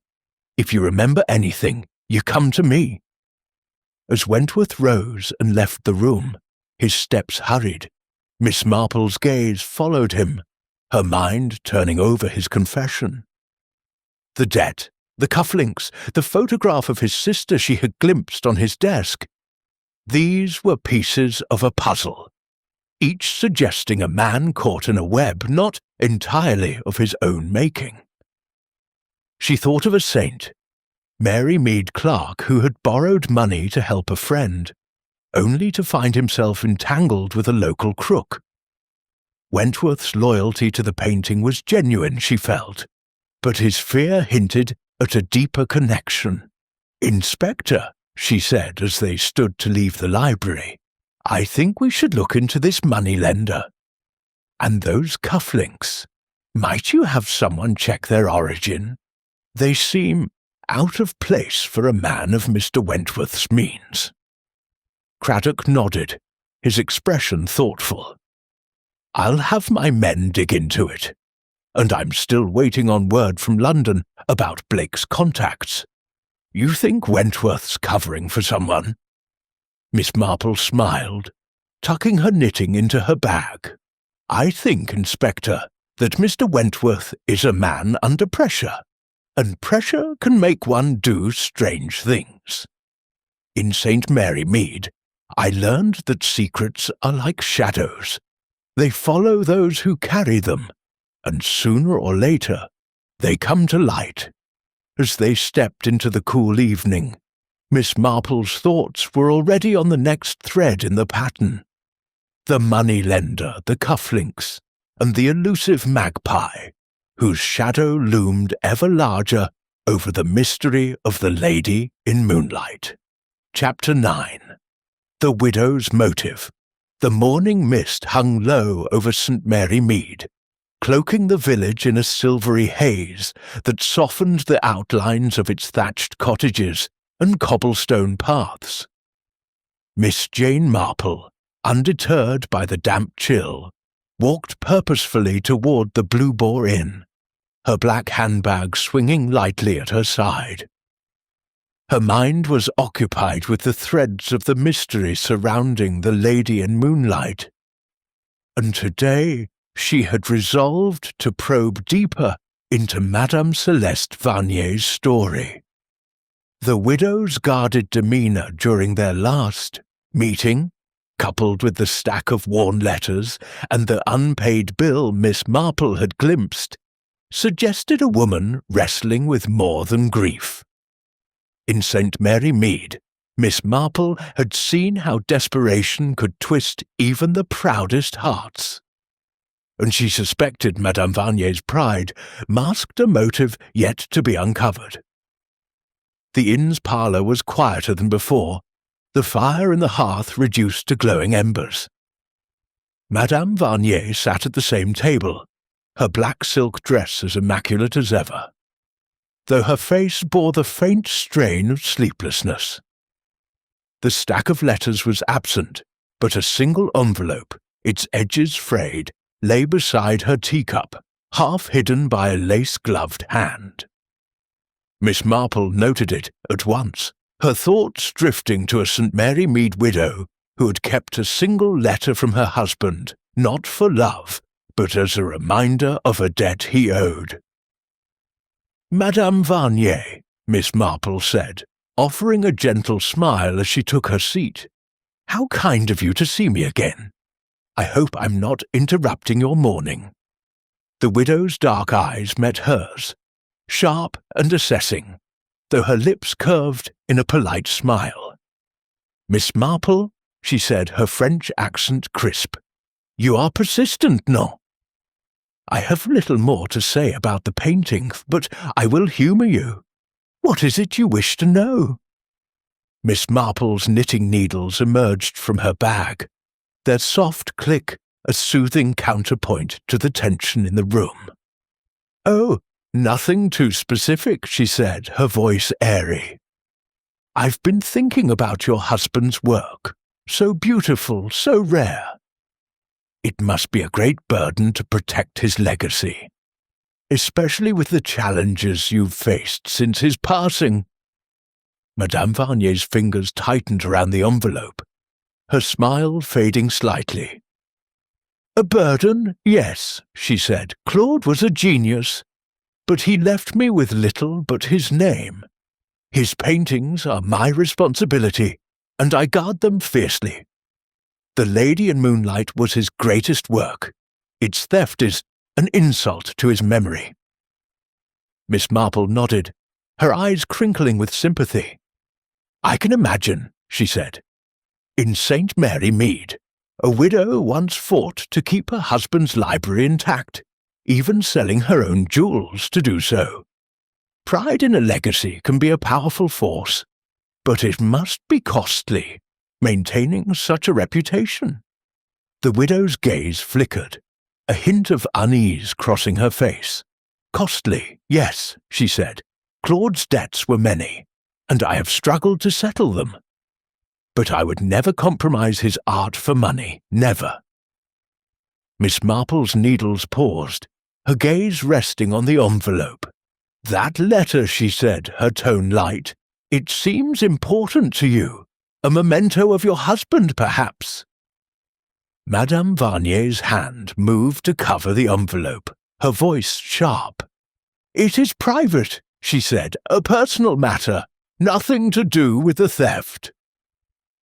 "Of course," Miss Marple said, her smile unwavering. She recalled a saint, Mary Mead Spinster, who had guarded a letter from Punchua, a solicitor, claiming it was personal, only for it to reveal a scheme to sell church silver. "I only thought it might hold memories of happier times, or perhaps business matters. Debts can be such a worry." The widow's eyes narrowed, but she leaned back, her composure returning. "You are direct, Miss Marple," she said. "Yes, I have debts. Who does not? But I would rather starve than sell Claude's painting. It belongs in a museum, not some collector's vault, or worse, the black market." Miss Marple tilted her head, her expression one of gentle curiosity. "The black market," she repeated, "a dreadful thought. Yet we hear whispers of this magpie, a thief who deals in such places. You've heard of him, I'm sure." Madame Varnier's lips tightened. "Rumours," she said, The village is full of them. This magpie is a story, a shadow. If he exists, I know nothing of him." Miss Marple's needles resumed their rhythm, her mind noting the widow's quick dismissal. "Shadows can be deceptive," she said. "In St. Mary Mead, we had a thief who left no trace, yet was caught because he boasted to a friend. Thieves like the magpie need connections, someone to sell their spoils. Have you ever been approached by such people, Madame Varnier?" The widow's face stiffened, her voice cold. "You accuse me, Miss Marple. I am the victim here. My husband's work stolen, his legacy tarnished.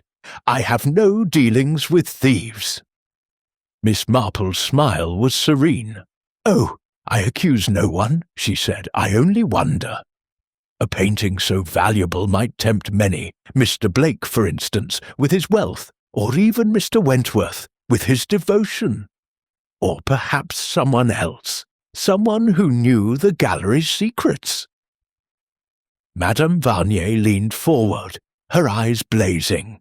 "If you seek a culprit, look to Blake," she said. "He offered a fortune for the painting, and when Sir Henry refused, he was furious.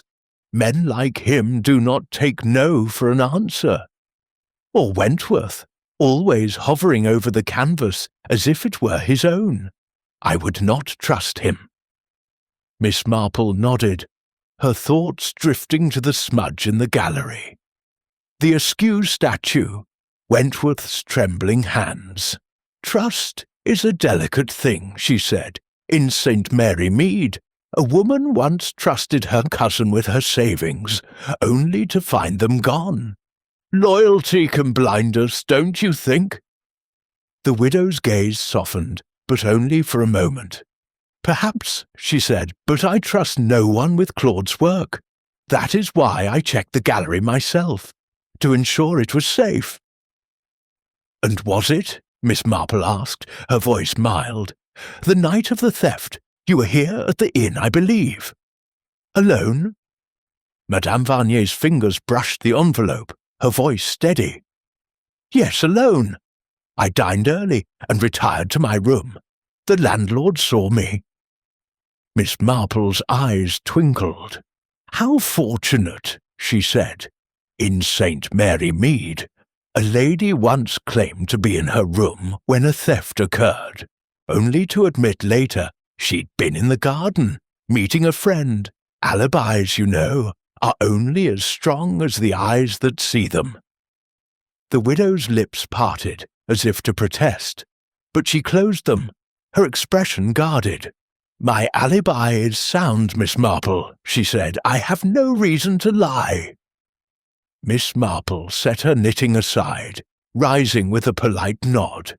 "I'm sure you don't," she said. "Thank you for your time, Madame Varnier. You've given me much to think about."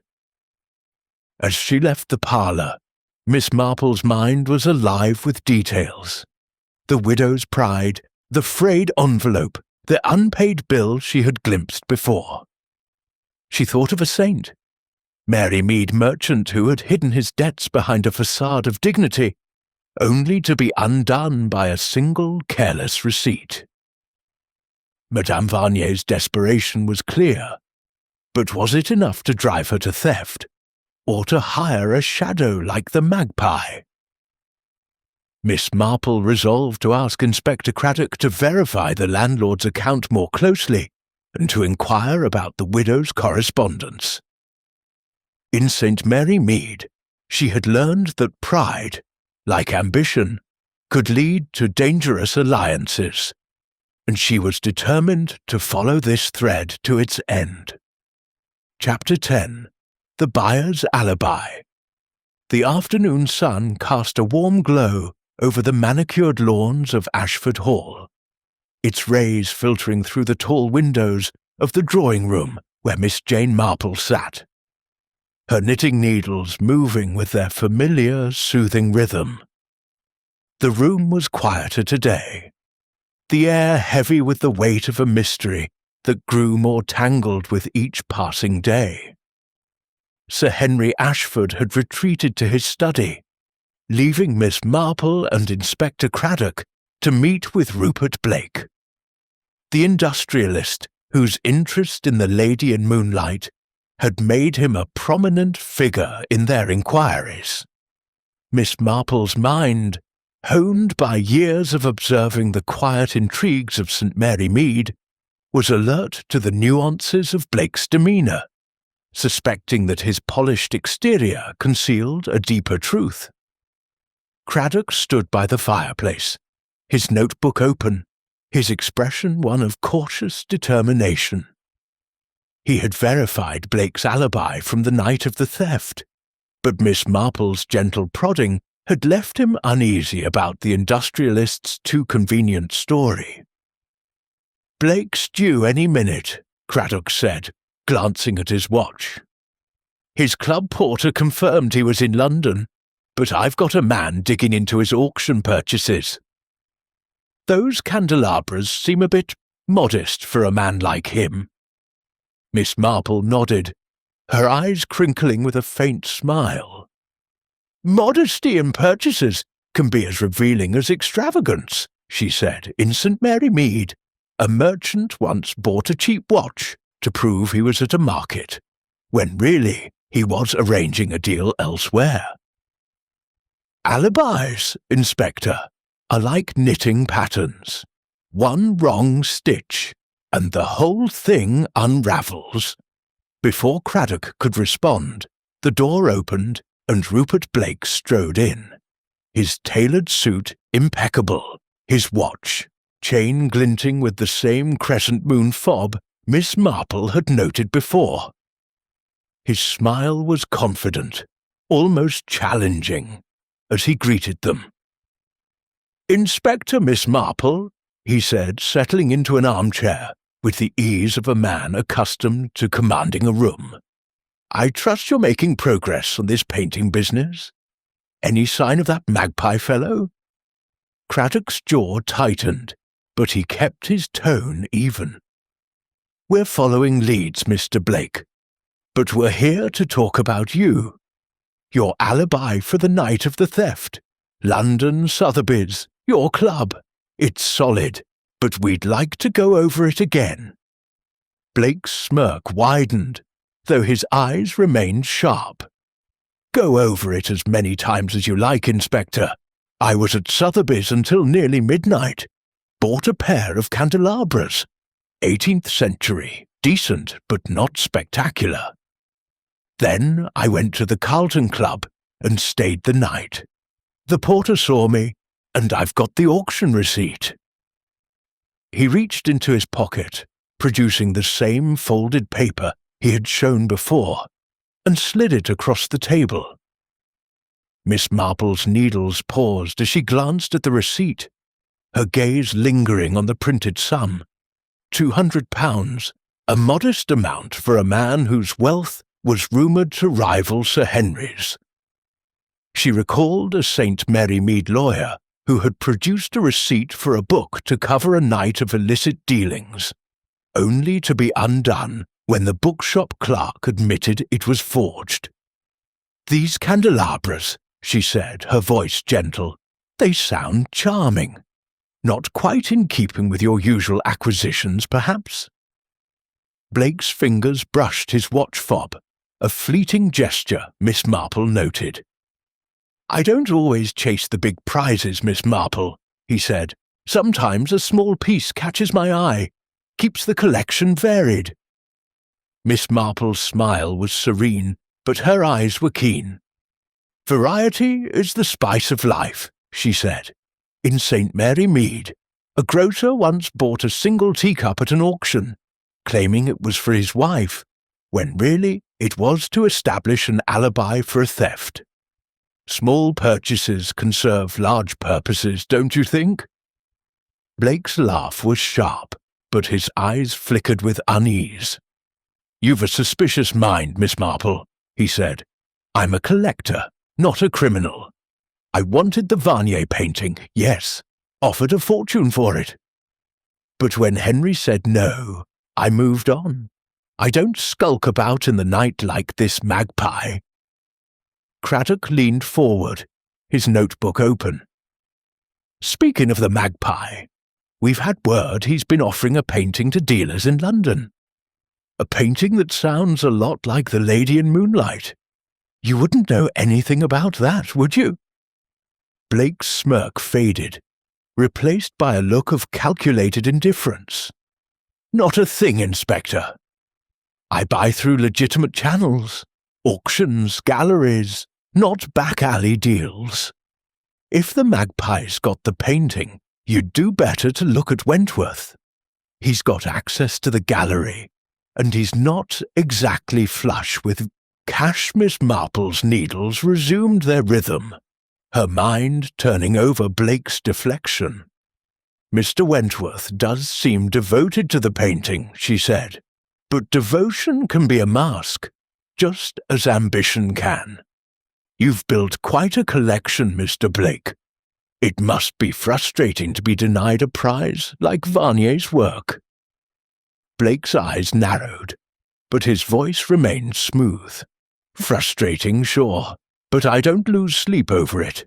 There are other paintings, other artists. Varnier's not the only genius out there."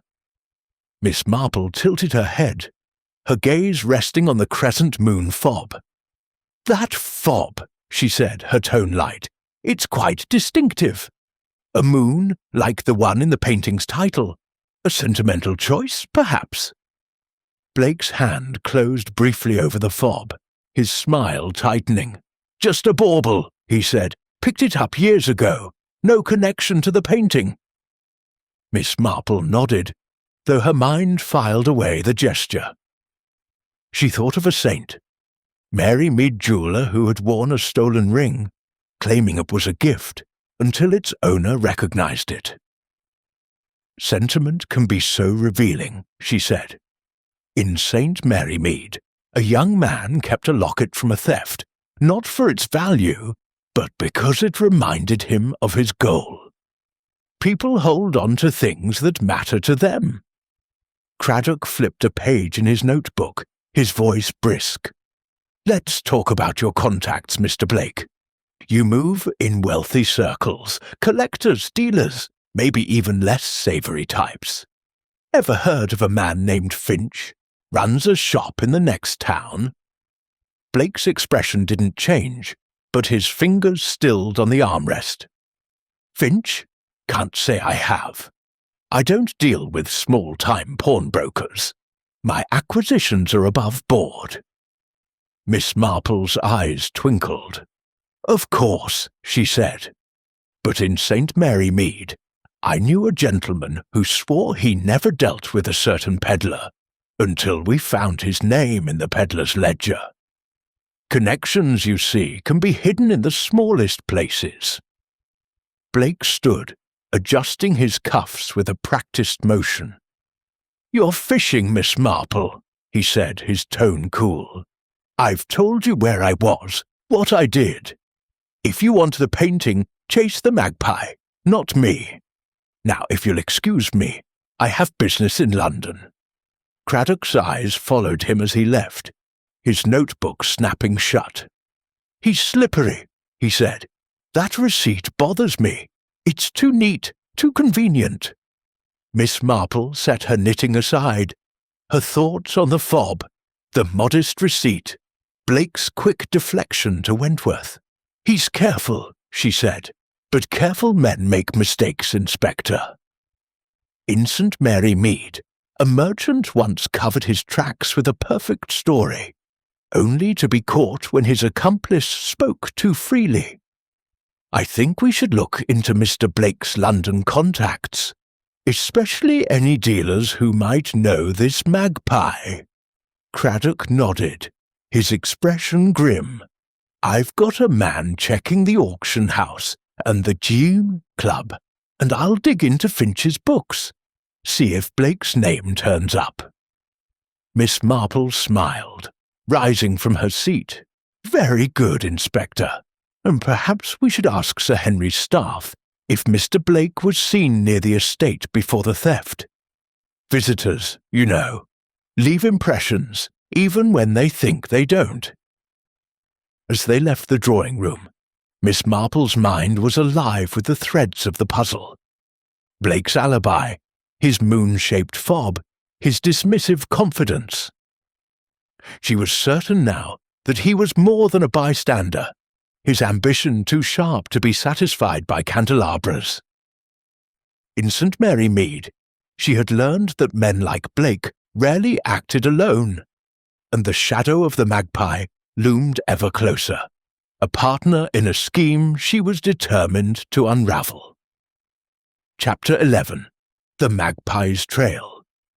The market town of Haverford, a short drive from St. Mary Mead, bustled with the quiet energy of a late morning, its narrow streets lined with shops and carts selling everything from fresh produce to second-hand books. Miss Jane Marple, seated beside Inspector Craddock in his modest police car, gazed out at the passing storefronts, her mind sharp with the threads of the mystery surrounding the lady in moonlight. A tip from a local informant had led them here, to a shadowy art dealer rumoured to have heard whispers of the stolen painting on the black market. Miss Marple, whose St. Mary Mead experiences had taught her the value of gossip, knew that such whispers often held the key to unlocking a case, provided one listened with care. Craddock, gripping the steering wheel, glanced at her with a mix of respect and curiosity. "This dealer, Mr. Harrow, isn't like Finch," he said. "He's got a reputation for handling high-end pieces, some less than legal. If the magpie's trying to move the painting, Harrow's the sort he'd approach." Miss Marple's lips curved into a faint smile, her black handbag resting in her lap. "Dealers in rare things are like village gossips, Inspector," she said. "They know more than they say, but their secrets slip out in the right conversation. In St. Mary Mead, a peddler once revealed a thief's name over a cup of tea, thinking he was only chatting." Craddock chuckled, pulling the car to a stop outside a discreet shop with a sign reading, "Harrow and Sons, Fine Arts." The window displayed a single landscape painting, its frame gleaming under a carefully positioned light. Inside, the shop was a maze of velvet-draped alcoves, each holding a sculpture or canvas, the air thick with the scent of old varnish. Mr. Harrow, a lean man with sharp eyes and a neatly trimmed beard, greeted them with a polished smile that didn't quite reach his eyes. "Inspector Craddock," he said, extending a hand. "And a companion?" His gaze lingered on Miss Marple, clearly unsure what to make of the elderly woman with her knitting bag and serene expression. "Miss Marple," she introduced herself, her voice gentle. "I'm merely an observer, Mr. Harrow. I take an interest in beautiful things like your shop. It reminds me of a little place in St. Mary Mead, where a dealer once sold a stolen cameo without knowing its history." Harrow's smile tightened, and he gestured to a small sitting area with plush chairs. "I assure you my stock is legitimate," he said, "but I'm happy to help the police. I've heard about the theft at Ashford Hall. A Varnier, wasn't it? A pity." Craddock sat, his notebook open. "More than a pity, Mr. Harrow. We have reason to believe the painting, The Lady in Moonlight, is being offered on the black market. Word is, you've heard something about it." Harrow's fingers brushed the edge of his desk. A subtle gesture, Miss Marple noted. "The black market is a murky place, Inspector," he said. "I hear rumours, as any dealer does. There's talk of a painting, a Varnier perhaps, being offered in London.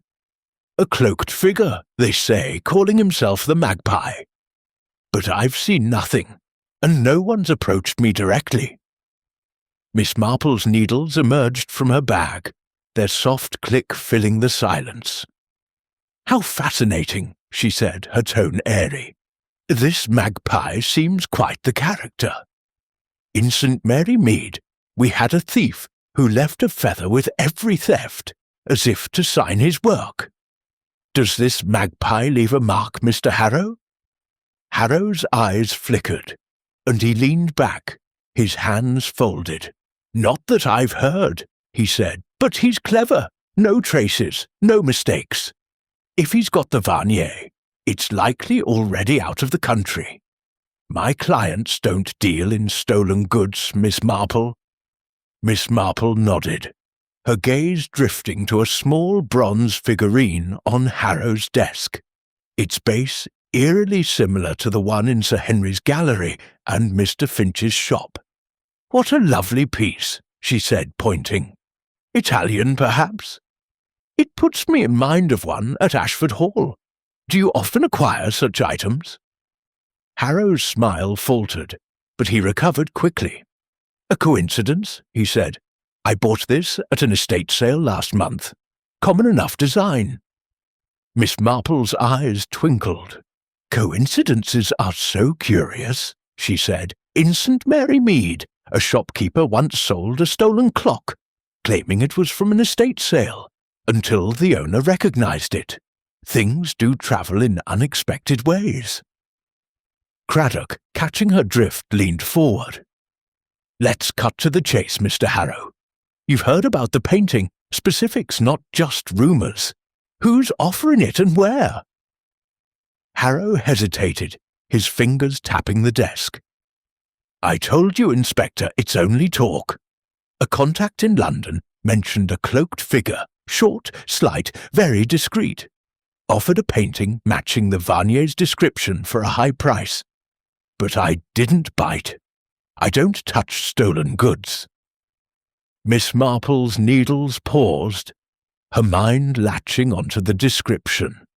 Short, slight, cloaked. It matched the gardener's account of the stranger near Ashford Hall. "A short figure," she said softly. "How interesting.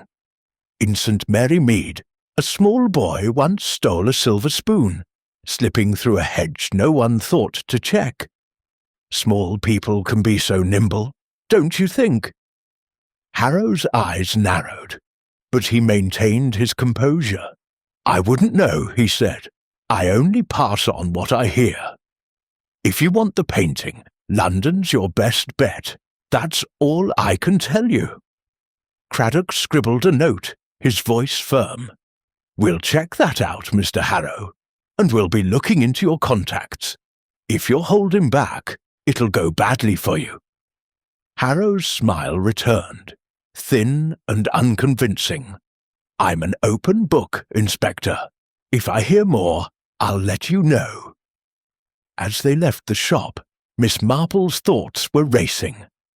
The magpie's trail was clearer now. A slight figure, cloaked, offering the painting in London. The figurine on Harrow's desk, so like the one in the gallery, suggested a connection, however faint. She thought of a saint. Mary Mead peddler who had sold stolen goods. His shop a front for a network of thieves. "Inspector," she said as they returned to the car, "I think we should look into Mr. Harrow's estate sales, and perhaps ask Mr. Wentworth about that figurine in the gallery again. It seems to appear in the most curious places." Craddock nodded, his expression grim.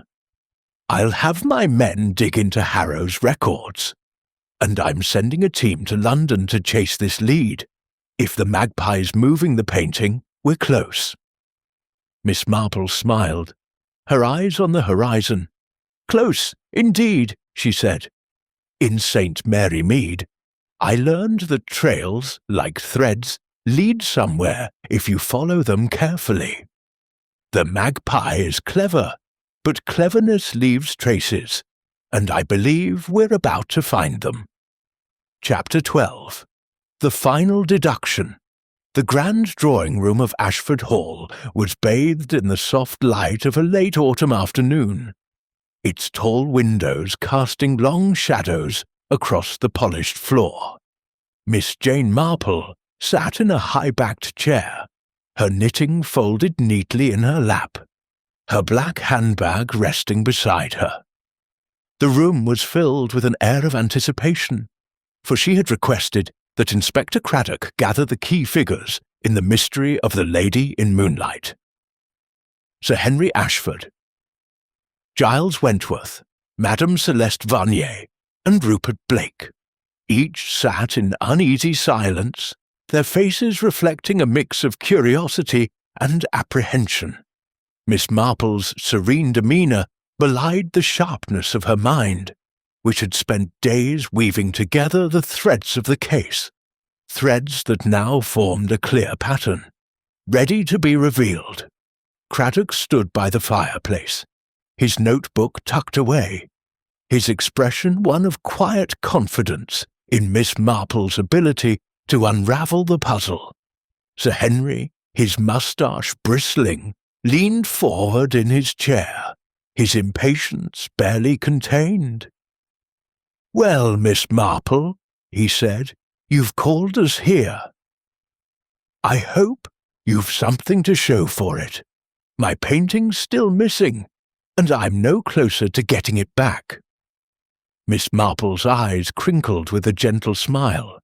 "Patience, Sir Henry," she said, her voice soft but firm. "In St. Mary Mead, I learned that mysteries, like tangled wool, require careful untangling. I believe we are ready to see the truth about the Lady in Moonlight." She turned her gaze to the assembled group, her eyes lingering on each face. Wentworth sat rigidly, his hands clasped, his tarnished cufflinks catching the light. Madame Varnier, her black silk dress immaculate, held her chin high, though her fingers twitched nervously. Blake lounged in his chair, his smirk intact, but his eyes darted to the door as if calculating an escape. Miss Marple began, her tone measured, as if recounting a village tale. "The theft of the painting," she said, "was a clever affair, designed to leave no trace. A locked gallery, no forced entry, no footprints, only an empty frame and a faint smudge by the baseboard. It suggested a thief who knew the room intimately, someone with access or cunning. At first, I considered each of you. Mr. Wentworth, your devotion to the painting was clear, but your debts and those curious cufflinks hinted at trouble. Madame Varnier, your pride in your husband's legacy was fierce, but your financial straits suggested a motive. Mr. Blake, your ambition to own the painting was undeniable, and your alibi, though solid, felt too polished." Wentworth's face paled, and he shifted uncomfortably. "I told you, Miss Marple," he said, "I'd never betray Sir Henry. The painting was my life." Madame Varnier's eyes flashed. "You dare suggest I would steal Claude's work? I would die first." Blake's smirk widened, though his voice was cool. "And I was in London, Miss Marple." "You've checked my alibi. You're chasing shadows." Miss Marple's smile was serene. "Shadows, Mr. Blake, are cast by something real. In St. Mary Mead, I once knew a boy who stole a watch and swore he was elsewhere, but his accomplice betrayed him. Let us start with the smudge in the gallery, a low mark suggesting a small or crouching thief. It matched the description of a stranger seen near the estate, a slight figure in a cloak known as the Magpie." She turned to Craddock, who nodded, picking up the thread. "We followed a lead to a dealer in Haverford, Mr. Harrow," he said. "He admitted hearing of a painting, Varnier's, offered in London by a cloaked figure, short and discreet. The trail led to a hidden vault in a London warehouse, where we recovered the Lady in Moonlight this morning." Sir Henry's face lit up, Recovered! It's safe! Where is it?" "Safe, Sir Henry," Craddock said, "being authenticated as we speak. But the question remains, who took it and why?" Miss Marple's needles, though idle, seemed to punctuate her words as she continued. "The magpie is no ghost, but a hired thief, skilled at slipping into locked rooms. The smudge suggested someone familiar with the gallery's layout, someone who knew to crouch low, perhaps to avoid a creaking board or a line of sight. But a thief needs a buyer, and that's where the pattern emerges." She turned to Wentworth, her gaze gentle but piercing. "Mr. Wentworth, your cufflinks puzzled me. Monogrammed G.W., but with a flourish not your own. I asked the inspector to trace them, and they were found to belong to a known fence in London. A man who deals in stolen art. You borrowed from him, didn't you? Not to steal, but to pay your debts." Wentworth's hands trembled, and he nodded, his voice breaking. I owed him money. He gave me the cufflinks as a reminder. But I never told him about the painting, I swear." Miss Marple nodded. "I believe you, Mr. Wentworth. Your loyalty to the painting is real. But your fence knew of your access to the gallery, and he passed that knowledge to another, someone with the means to hire the magpie." Her gaze shifted to Madame Varnier, who stiffened. "Madame, your pride in your husband's work is admirable, but your debts are heavy. You spoke of museums, not collectors, and I believe you meant it. You would not sell Claude's painting, but you might wish it out of Sir Henry's hands, perhaps to force its return to France." The widow's eyes blazed. "I would never hire a thief. Claude's legacy is my life." Miss Marple's smile was kind.